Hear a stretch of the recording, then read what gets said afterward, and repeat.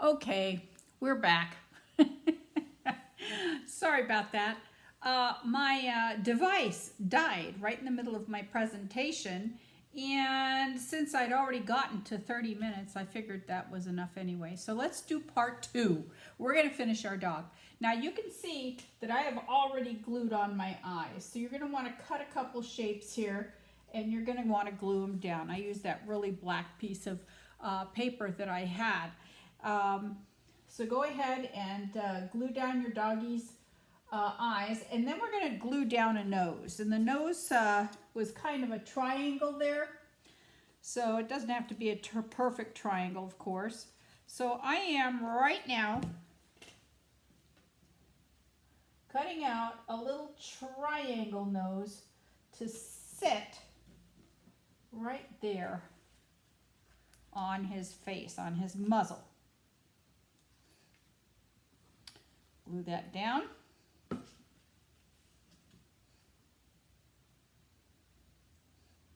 right.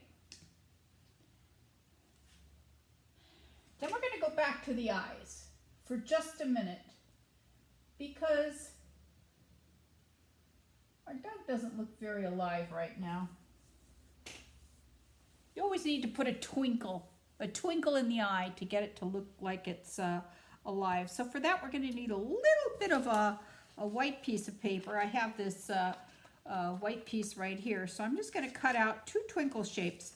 They don't have to be, you can have them curved a little bit if you want to, but just as long as they're just a little twinkle shape in the eye. That's what you want. Just a little something off to one side in the eye. Let's see how that looks. Can't really tell until I get it glued on. Stick on a little twinkle shape. Whoa, that's pretty big. That's fine. And one more little twinkle shape. Put this in his eye, other eye.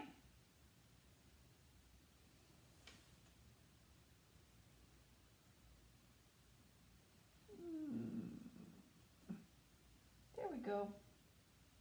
And now he kind of comes to life. Next thing we want to do is we want to cut a black piece to represent his jaw down here. This might be a little tougher to get that black piece in the right shape, but we'll give it a try. First I'm going to cut a clump. All right. And again, I'm winging it. You notice that? I'm winging it.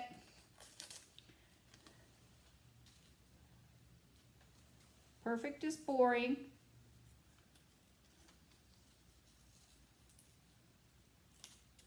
And we're not trying to make it look exactly like the other artist. Now you see something here, class? I should have probably put my jaw in before I put the muzzle on, because now look, the jaw is on top, which simply means that I've got to cut it so it fits. And that might be a little difficult. Not bad. Cut it so it fits in there. All right. So that kind of sort of does it.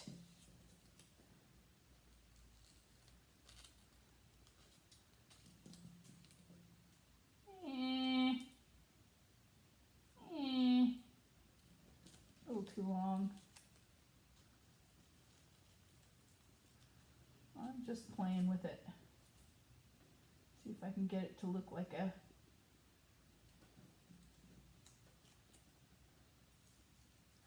You could actually take the time to measure this out if you wanted to, but I just never feel like that's really necessary. All right, I'm going to put it in just about like that.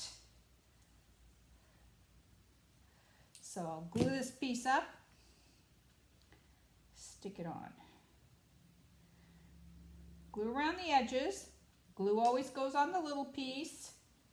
And we're going to take that puppy jaw and glue it down. Not bad. All right, there we go. So now we've got his jaw. I think it's time to put in his tongue. Now you see his tongue is kind of a rectangle shape, and I think I am going to use my pink wallpaper for this. Well, I'm going to use it this way. I'm not going to use it long ways. I'm going to use it this way. And we're going to need like a pink rectangle. We don't want that rectangle to be too big.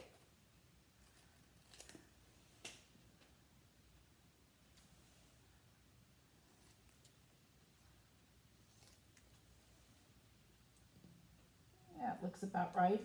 And then that rectangle, we're going to curve it. When we cut it, we're just going to cut it into a little bit of a curvy shape. Really, you can do your tongue any way you want. I'm just kind of following along what the artist is telling me from their work, but I'm sure that you guys have some great ideas. Here's my tongue. I'm going to glue it down. I'm going to curve out just a little bit more of it right in here. Give it a little bit more of a curve. Glue the back of it.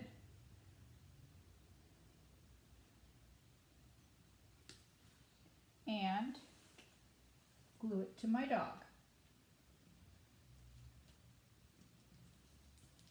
There we go.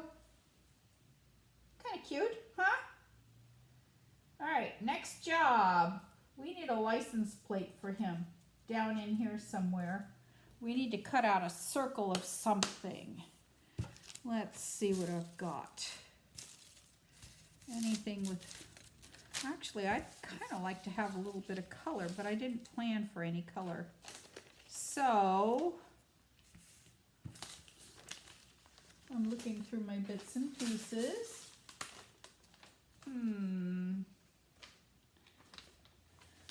Well, wait a minute. Look at this. This was a picture of some wine spilling. I've got some nice red there. I think I'll try cutting out a piece of this red as kind of a circle shape. I'm using a part of the glass. So there's several colors in here. All right, it doesn't look just like a big red block. It's got some lines and things in it. And it's sort of kind of almost a circle. It's close enough to a circle. And I think I'm going to glue that, let's put it right about here. All right, see how that looks.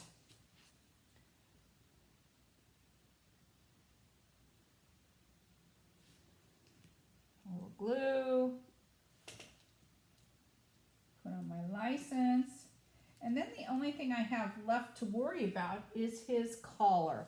Now that might be a little tough to do too, because when you think about it, it probably should have been done first, right? But this is how we make art. It's always an experiment, all right? I've got this wood here, and first I'm going to start by cutting out a curvy shape that I think will somehow fit into my collar. And then I'm going to start whittling it down. Part of what makes this picture interesting to look at is the fact that the shapes are not all perfectly done. It has a little bit of a, how's that, you think? We'll make it disappear right about here. I'm folding it over so I can make a mark here. There we go. That'll help me cut it to shape. We like the fact that it's a little on the rough side. See how this does. Here we go. Oh, that's not bad.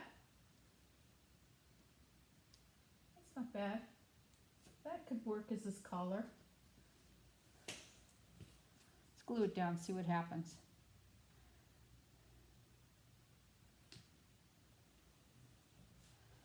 As I've said before, one of the things I love best about art is that there are no mistakes.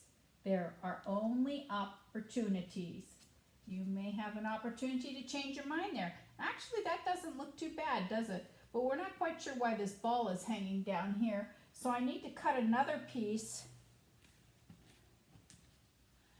to show the under part of his collar right here.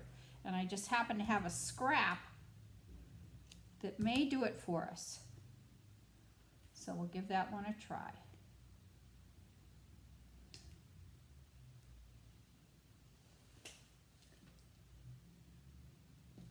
Oh, look at that. Not bad. And there is my little dog. Now I'm going to give him a little look over here and see if there's anything else I would like to add to him. And you know something? I want to put a little white dot right in the middle of the twinkles in his eyes. So I'm looking for some white paper. Just because those gray spots are so big in his eyeballs, I want to make a little tiny white dot in his eyes to really show that they're not flat, they're twinkly. Well, it doesn't really show up, does it? Let's try one more in the other eye, see what happens. I'm making a little white line. I'm going to put it across.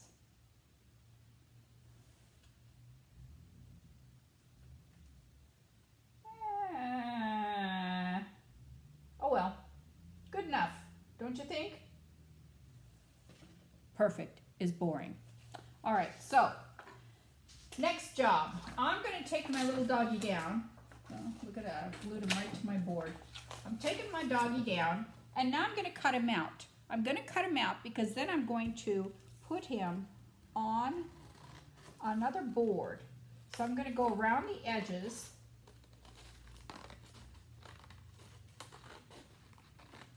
Of my paper. Now remember I said I thought I was going to cut off a piece of that ear. I think I will do. I'm going to cut that sticky up part right off. All right.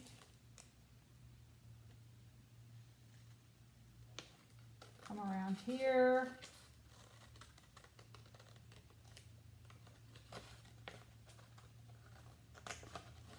Cut him out. Hey, my collar's popping off. Stay. More glue. Where's my glue brush? My collar was a heavier piece of paper, and obviously I didn't give it enough time to dry. And so it has popped off. We'll see if that stays now for the moment anyway, just till I can get it finished. Remember, I'm not too worried about whether or not all these pieces are stuck down totally, because once I get it inside my frame, once I find my frame and get it inside, it is going to be smashed down by the glass. Always, always, always, when you are making art with anything that is a paper base, you want to be sure to put glass over the actual piece so that you can clean it easily and not have a problem. With dirt, more glue, and that glue of course will dry clear, so I'm not too worried about it showing. Okay. Here's my little dog. There's my pug. I should probably clean off the bottom of his self.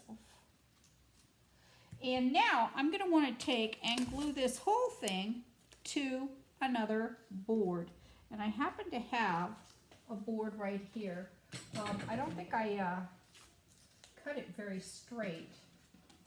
But again, I'm not worried too much about that because I will probably cut it again before I stick it into the final piece. So here I've got my dog, and I'm going to glue him right in here on my board. Now hopefully I'll find a frame this size. If I don't find a frame that size, class, I'm not worried about it. I'll get a bigger frame and put a bigger piece behind him, floating your picture in your frame. When you float it, the frame always shows a little bit of the edge of the paper around. I'm getting some more glue. Run out of glue here. Want my doggy to stick.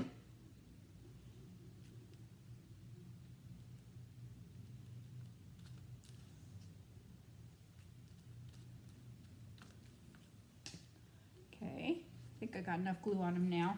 And I'm going to take him and stick him right into the page here. And like I said, I don't care if he buckles up a little bit. That's all right. He can buckle up a little bit because when I put the glass on, it's going to make it all smash down. Doesn't she look cute? She turned into a she because of all the pink. Oh, I know I'm not supposed to say that, but it feels kind of she-like now, doesn't it? So there's my dog. It's pretty much done. Now let me explain to you that in fact this artist did dog after dog after dog after dog, put them all on little boards, and then framed the whole thing in a giant board. And there's no reason why you can't do that as well. You can certainly do more than just one shape. But look at how cute that is. And we hardly had to do much work at all except for drawing and some chopping and some gluing. And it was really very easy, don't you think? And a lot of fun. And you end up with a really cute picture. Now the next time we get together, hopefully I will be able to show you what this looks like all framed up. Hopefully I'll have taken care of finding a frame to put it in. We'll see how big my frame ended up having to be. And we'll try something else, another art around the house. All right, that was a short little lesson. Got that dog finished, and we didn't run out of juice. Okay, I'll see you next time, class. Keep making art. If you finish yours and you love it, please send me a picture. I love looking at your work. Thanks so much. Bye.